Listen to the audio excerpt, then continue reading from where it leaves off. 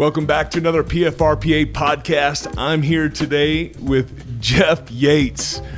Jeff, you played with the Buffalo Bills back in the day, and I think that's where we're going to start. I want to hear all about the OJ days and some of the great stories. What was it like being a Buffalo Bill back then?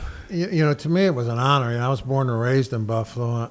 I went away to school at Boston College, and I had the pleasure of getting drafted back in my hometown. So as many players that play in the league, there's not that many that actually get the opportunity to play in their hometown. So to me, that was an honor. My friends, my family, and all that got a chance to come out and see me play. And Buffalo was just starting at that point, you know, to Coach Lou Saban was building that team up for a run, I think. Yeah, so let's back it up a little bit. Let's talk. Where'd you play college ball? Boston College. Boston College, and you were drafted in fourth round in Buffalo in '73. In '73, I was just a year old at that time.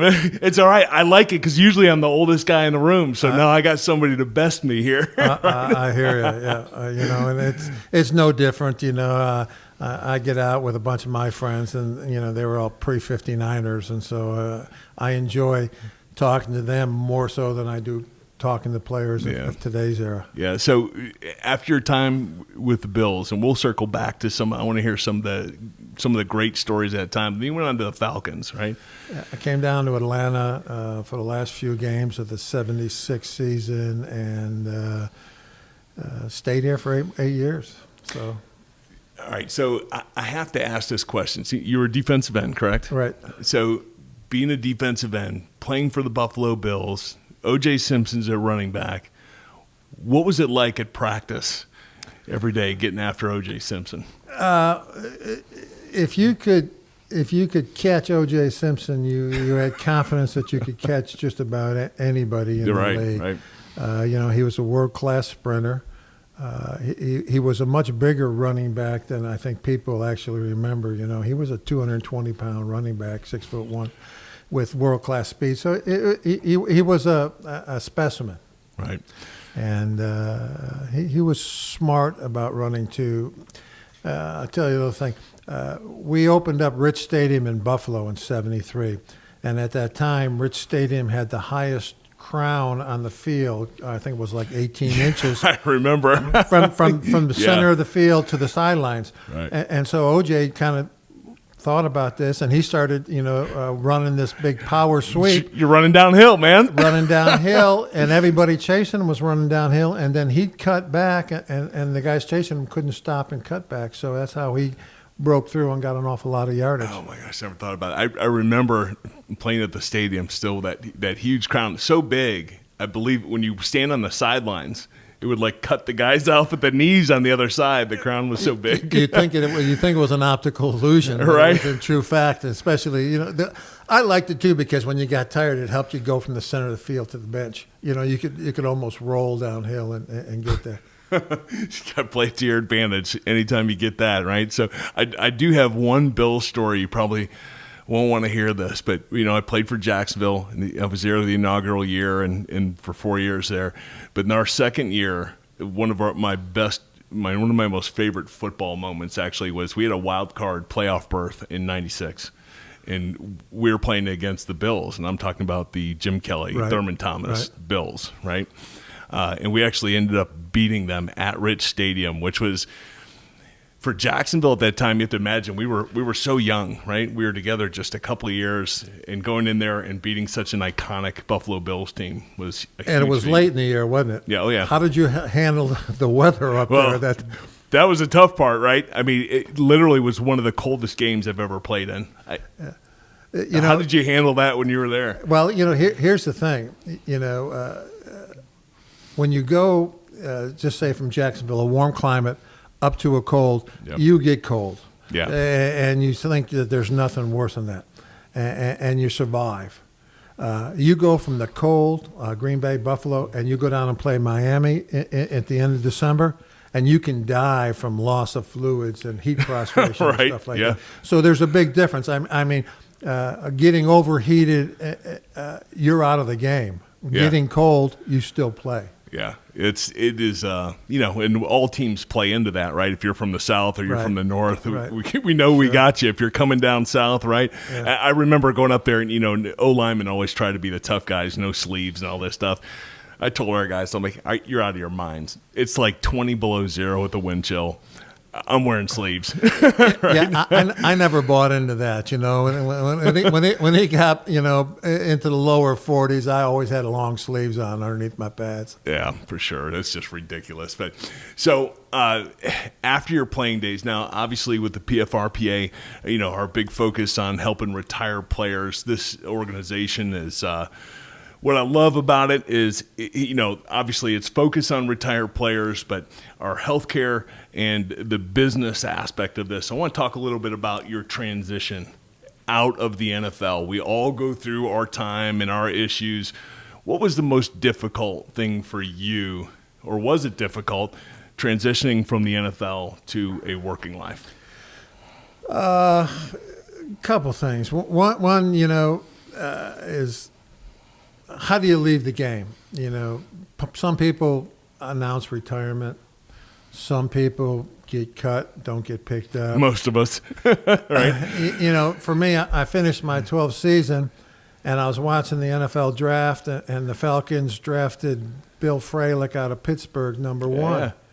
And as I watch him on TV wearing my number jersey with his name on the back, I kind of figured I wasn't in the plan anymore, Right. And so I said, okay, well, now let me go out into the professional. And I had a degree in business out of Boston College, and the hardest part is I played 12 years, so I'm going out in the job market at 34 years old.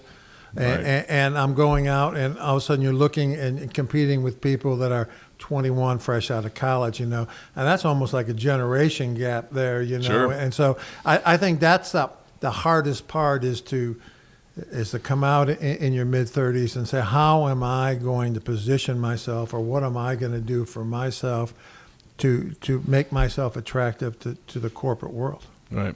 So maybe if you could look back in time now and look back at your 34-year-old self, you're just getting out of the league, what would be the piece of advice that you would give yourself, your younger you right now, knowing what you know now, the success you've had after the game with Coca-Cola and being an attorney, all that you've done? What would be that one piece? The one piece of advice?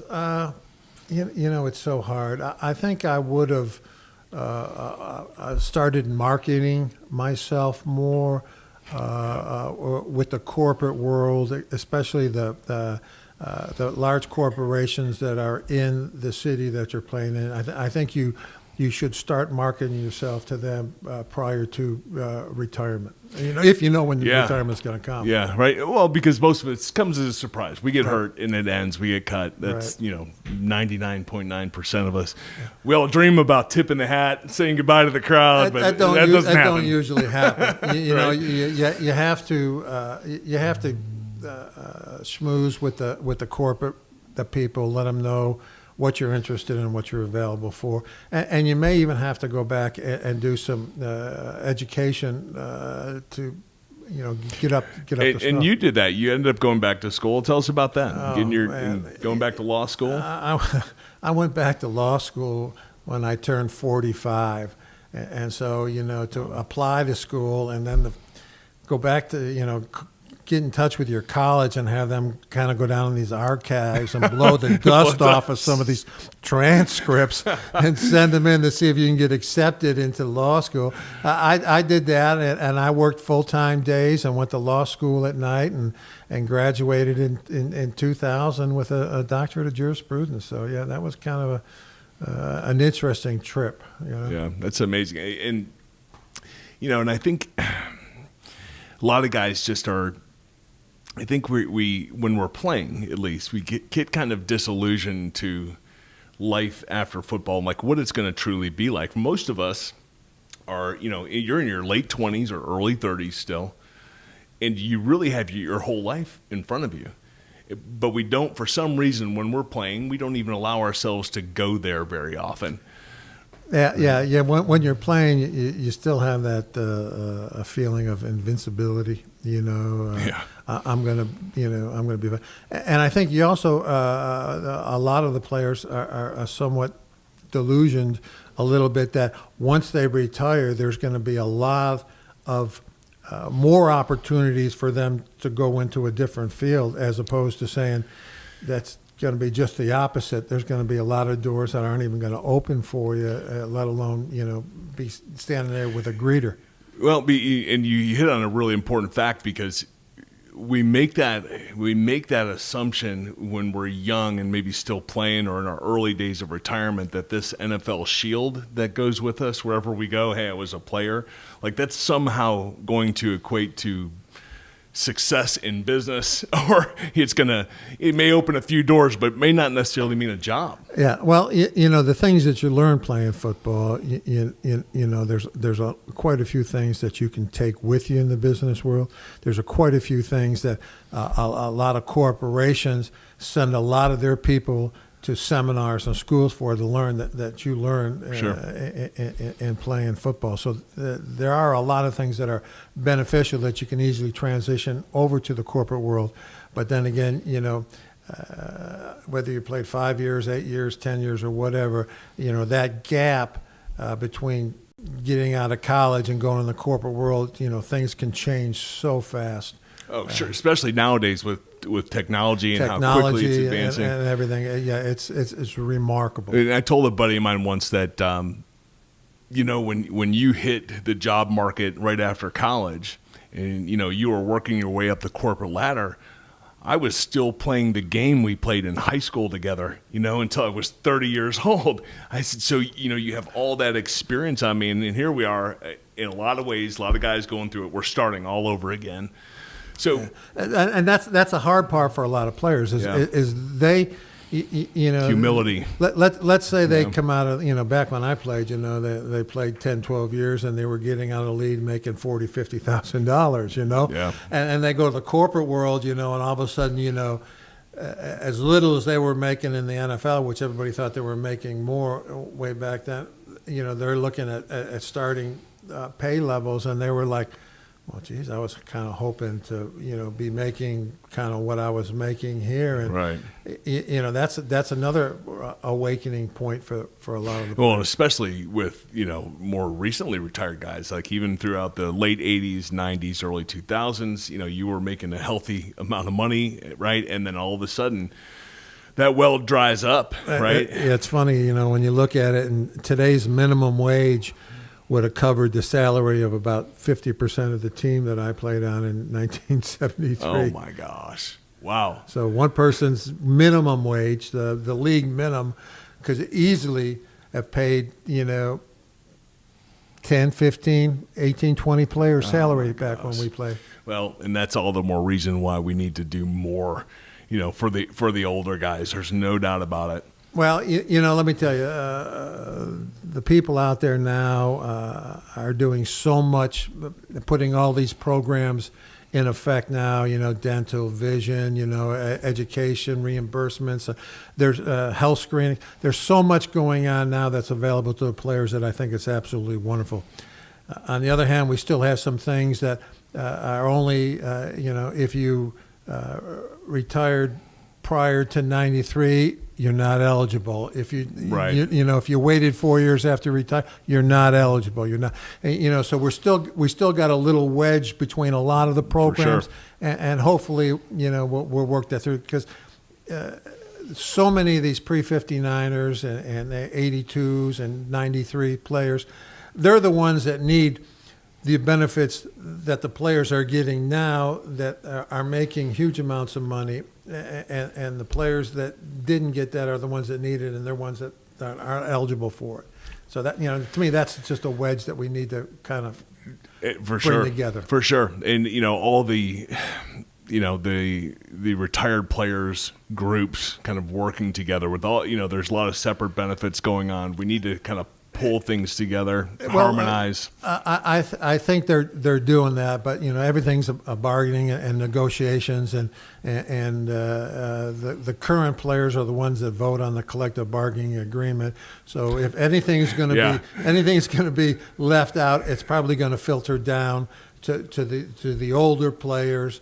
Even though those numbers are dwindling, so whatever benefits they're going to give to the pre-59ers, you have so many fewer of them in 2019 than you had in 2018 than you had in 2017. Do you remember, were you ever part of any of those votes for like CBA type stuff back when you were playing? Actually, 1974, we were on strike. I think it was 81, 82, we went Early on strike 80s again. Yeah. So I mean, I don't know if I was fortunate enough, but I was involved in 2 player strikes, and they were all over the collective bargaining agreement. Well, and you remember what it was like. Reason for bringing that up is the whole voting process. When you have these guys in their young 20s, you're bringing them together.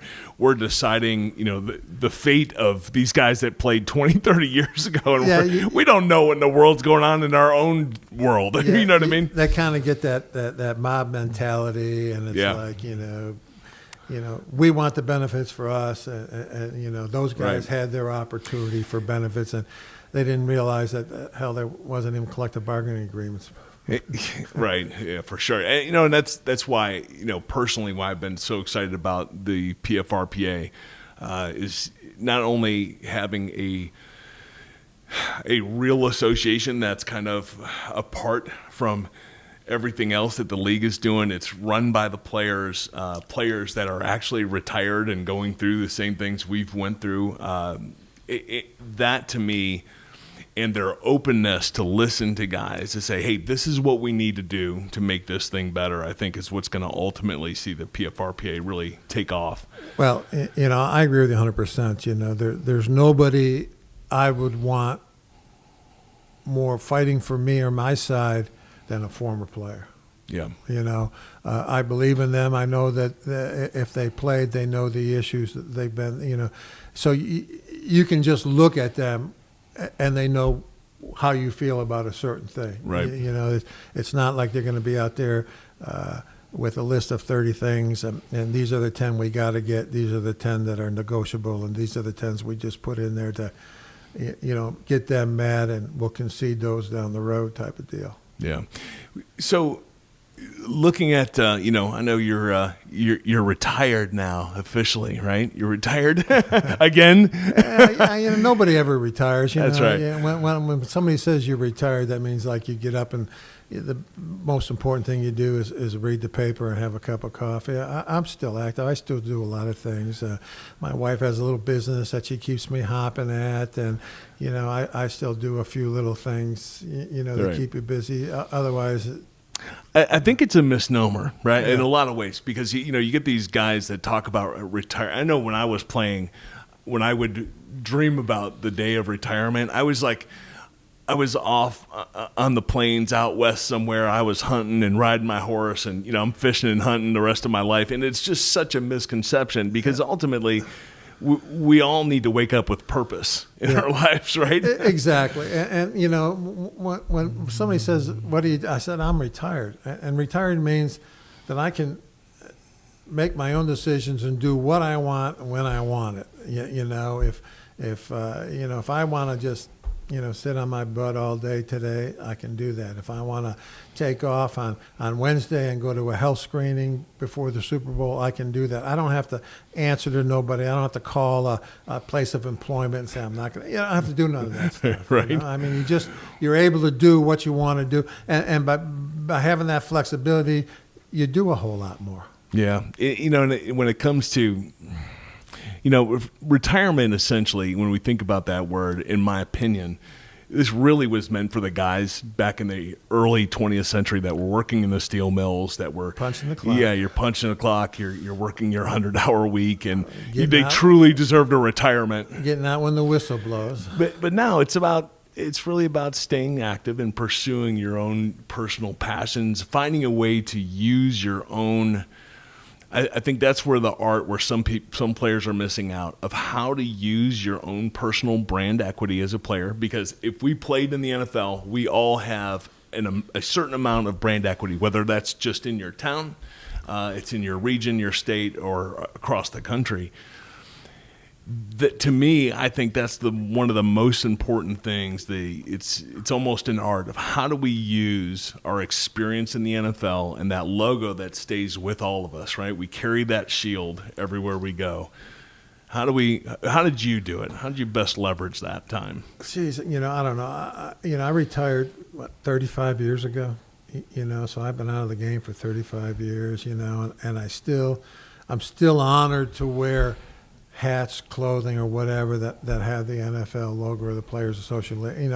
And that's something that you'll always carry with you, and I think you get a little bit of respect from the general population by being able to wear that and being able to say, the two words, "I played." Yeah. And do I have to tell them who? What? No. No. All you got to do is say, "I played," and it doesn't matter if I played 1 year, or 5 years, or 10 years, or 12. You can just say, "I played," and you know what?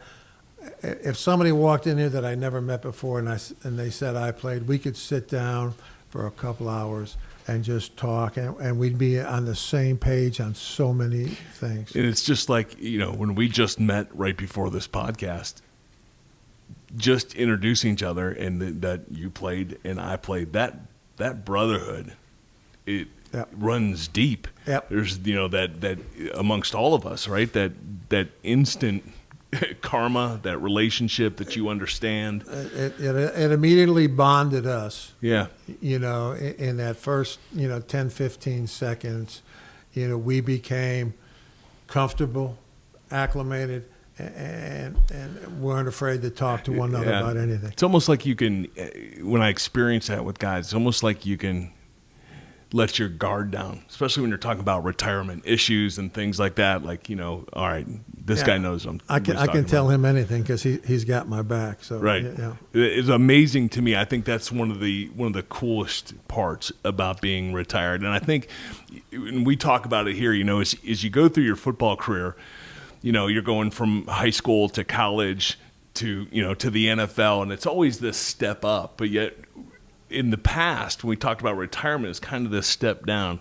And we're trying to change that around here, going, no, actually, retirement's a step up, because now you've been there, done that. Now you have a voice. You have something to say now, right, from experience. Yeah. I think the biggest thing is you play football, right? High school, college, professional. And if you don't have a passion for football, you're never going to get through it and play in the pros. You have to have a passion, because it's much too hard, physically, mentally, and everything. So it's way too hard.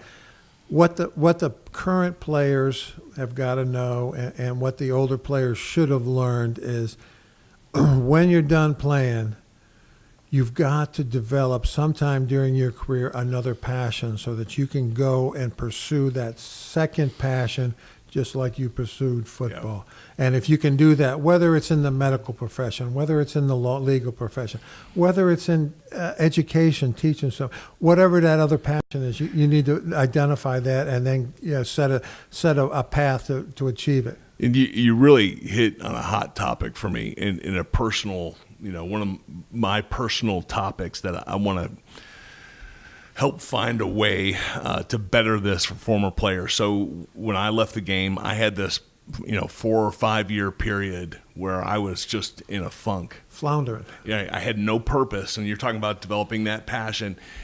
As well as I do, every man needs that purpose in life that gets him out of bed in the morning, that drives him. And when you don't have that, because the void, at least in my experience, and it's why the NFL suicide rate is so high, to be honest with you, that drop off into the void after the game's over, it's too quiet, right? You're used to being told what to do every second of the day. Here's your itinerary. Yeah. Here's your itinerary down to the minute, especially with guys like Coach Coughlin, who had Jacksonville. I mean, down to the minute, here's what you do. So I think you hit on a really huge point of when you're playing.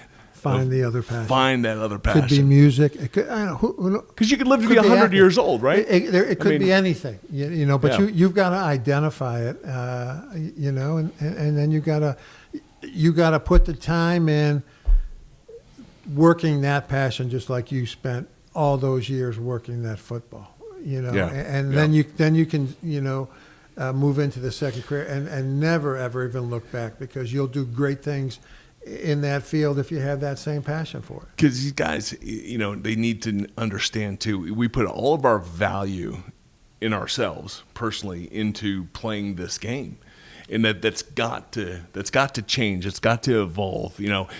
Whether it's just being a father, being a husband, being a businessman, whatever that is. And a lot of guys really struggle with this. Like, what's my value beyond football? I played it my whole life, and now it's over. There is no more. There isn't that another level to achieve, because that happened all throughout our lives, right? Right. Yeah, you hit the top level, and that's why I said if you can transition into another passion, you don't fall into that dark hole. You don't hit that recess of what am I going to do? You're going to say, I've got to get up, and I've got to take a couple classes on this, and I've got to do this, and I've got to start, working towards, I'd like this company, maybe I can kind of get my foot in the door there and let them know about it. So, that you start working Yeah. it. For me, I had a couple really key important moments that pulled me out of my funk that I was in. One of them is my amazing wife, Autumn, and my love for her, my love for my kids was a big part of what drove me to find a new purpose and a new passion. Next one for me was a personal walk in faith, because I knew that I wanted this, and I also wanted to be the husband and the father that my family needed me to be. What was that turning point for you? Did you have something like that was identifiable as this is my purpose? I think a good, strong, smart woman will give a good man purpose. Always. Amen to that. And when you find one and you get one, you lock onto it. Yeah, because they'll change your life the way it should be. And such fantastic advice. Because too. Were you married at your time when you were playing, or did you get married afterwards? I was married at the time I was playing, and that marriage ended, and I started a second marriage after I played. I'm right there with you. Yep. And that changed everything. Yeah, and I think that it's unfortunate too. Another tragic statistic is the divorce rate. Yeah. It's ridiculous. In the 80s, 90% after retirement. Last I heard. Yeah, it's bad, and I think one of the causing factors of that is the immaturity of so many other players. Yeah. And I went through a divorce. And there's a lot of reasons that you can point. We're living the life we want to live. We're not accepting reality. Sure. There's so many things. Sure. We live in that microcosm. Yeah. And it goes the same thing with like even spending habits, and especially with today's athletes, right? So, we're making a bunch of money, and then that transition of, well, I can't spend money like this anymore, right? So, wow, that's an eye opener, right? Yeah, you gotta be careful of for financial advice. You have to know what's going on. I can't tell you how many players that I've seen throughout the course of my life that would get a signing bonus and sign a contract, and they'd be living life large, and then come the next year, April 15th, they have a tax bill due, and they're like, oh my God, I got to go get an advance on my next year's salary to pay my previous year's tax bill. Yep. Because I've spent, nobody told me I had to put money away for That's taxes. Right. It's just crazy stuff like that. So this was really great. I think we hit on some really hot topics that I think more retired players need to be talking about. First of all, to know we're not alone, right? We're not alone out there in the world, and that's what happens after we retire. you're just, it's like being off into the void, right? Yeah. It's crazy because, the retired players are the ones that are going through this or have gone through this or will go through this. And we need to get this into the current players, although most of them aren't going to listen to you, don't want to listen to you, Right. and everything else. So it's one of those problems. Oh, it's, we go round and round with that all day. And it's hard because we were there too as current players, and you just don't want to listen to anything that's outside of football because you can't even imagine it. You won't allow yourself to go there, but it's so important, right, that we find a way. Exactly. So lastly, and we'll wrap it up with this, and I've asked this of all the guys we've done the show with, we all have a favorite memory of playing the game, and oftentimes it's a memory that was never caught on camera, wasn't possible to be caught on camera.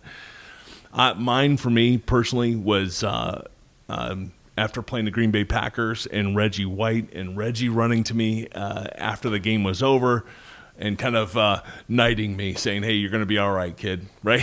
To me, that was one of my favorite moments. What was yours? Jeez, it's so hard to tell. Achievements on the field, I never really got excited about because that's what you're supposed to do.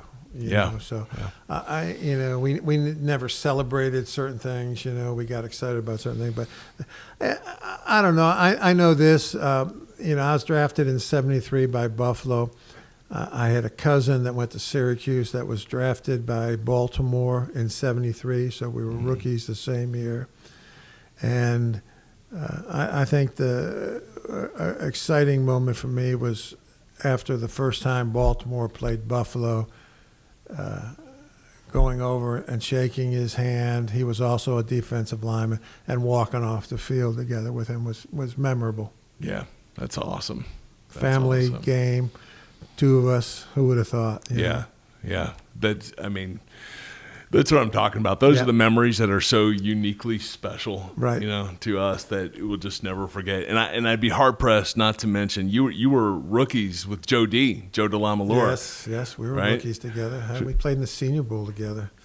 Yeah, it's my shout out to you, Joe D. I know you're watching this, right? Joe D was a good friend of mine, still is. Yeah, awesome man, awesome player of all time. So, Jeff, thank you so much for hanging out with me today, man. I really appreciate it. Thanks for having me. I'm glad I ran into you, man. You can never meet too many good old players. That's right. I appreciate it, man. Thanks, brother. Thank you.